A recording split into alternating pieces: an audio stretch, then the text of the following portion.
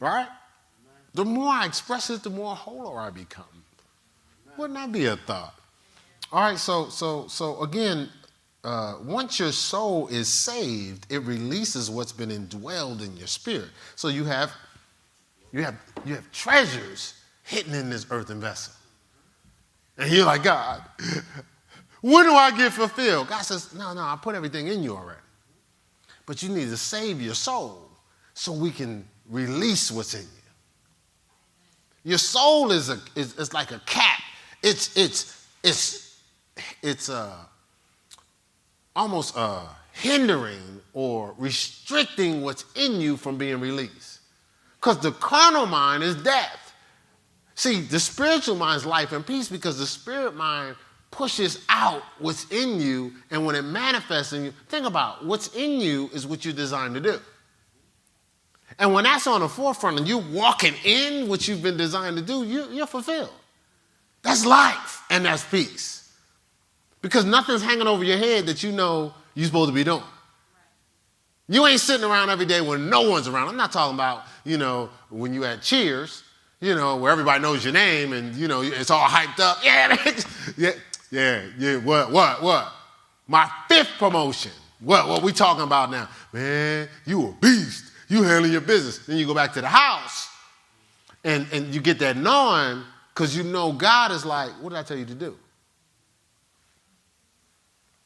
I remember I started working in corrections in New York. And so I moved up the ladder. I'm a manager. I've made my own schedule. So I schedule 8 days on, 6 days off, And long as the staff was handling their business. So I had the system running where everybody's handling their business. I end up buying a new car, so I'm driving, pumping up my Bose system, so I felt on the inside, I'm living for God now, reading the Bible. Look, my game was just ridiculous. I mean, I just felt unstoppable. So I'm figuring I'm living a life. I was driving, it was an hour and a half drive from New Jersey to New York, and I felt it all the way on the inside. It's time for you to leave this job. Man, I ignored that thing so quick because I was figuring but I'm good. I'm making my own schedule. I'm getting raises just for hanging out at the place. When you work in corrections, stuff like that, all types of unions be creating raises for you. You be like, oh, I get another raise for just wearing a uniform? Cool, I'll take it. So then a situation happened with my best friend. He was with me, and we had to restrain a young man because he hit a staff member. So I had a scare straight tactic, take him back up a building, scare him, then take him to the cell. Well, he intimidated my best friend. My best friend, he used to be a boxer, so he was open hand, but he was hitting him, man. Because he told him, this is how he triggered him. You trying to be like Brad. They used to call me Brad, short for Bradley. And so he started hitting him, so I said, man, we can take this kid to the cell because we're going to get in trouble. Well, it came out that we took the kid back there. The guy that we was protecting is the one that told because he wanted my best friend's position. Well, I lost my job. And they was going to hire me back, but they was going to hire me back kind of like walking on eggshells. And what made me effective is I could do what I want to do. So I was like, and when I was thinking about it, they said, well, you can come back, you do such and such. No, I'm good. And when I was driving back to New Jersey, it came back to me again. You could have transitioned out of this job. But now you had to be ripped out because you wasn't obedient. You was just too familiar. You were trying to be comfortable. You wasn't listening to me, right? Somebody needed to hear that. I don't know. The thing is being obedient. It's not doing nothing crazy. It's not just jumping out there doing nothing crazy. It's being obedient to what God tells you to do, no matter how it looks. And sometimes I could have stayed in Columbus.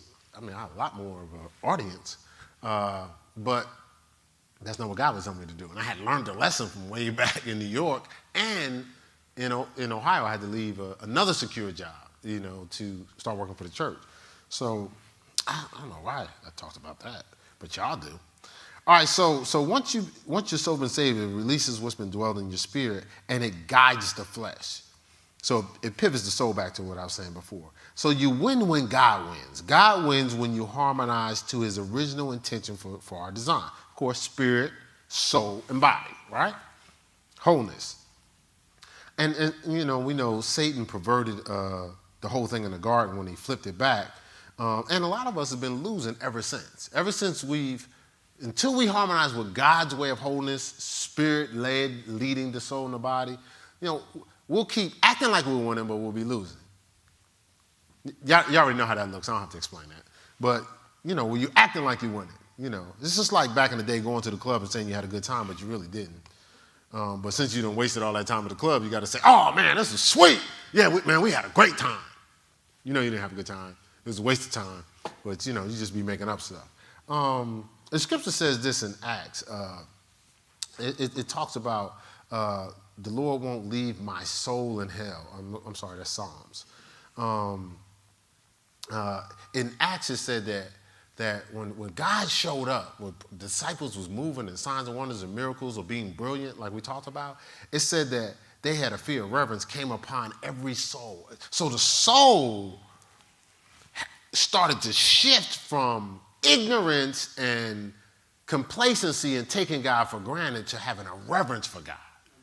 See, when God moves on your life and the signs and wonders and miracles and the wealth and everything he pours on your life, it convicts people first, but then all of a sudden they shift back to our original design is to have a reverence for God. So imagine your mind reverencing God. So what's going to be in your thoughts? Imagine your will reverencing God. What you going to be doing? You're going to harmonize with God's will. Your imagination reverencing God. You're going to be thinking about God all the time. Situation comes up, your imagination is going to be thinking, how will God do this? Or what did God want me to do? Your intellect reverencing God. You're going to use all that knowledge to figure out how to get closer to God. Your emotions reverencing God. You see what I'm saying?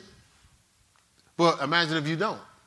You're going to use all that stuff for what the adversary wants you to use it for. So the scripture talks about Romans 8, through the Spirit you mortify the deeds of the body.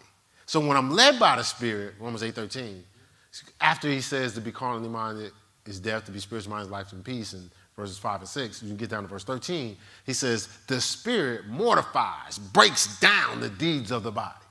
So I have to empower the Spirit that's indeed willing, it'll stop. You know how you want to change?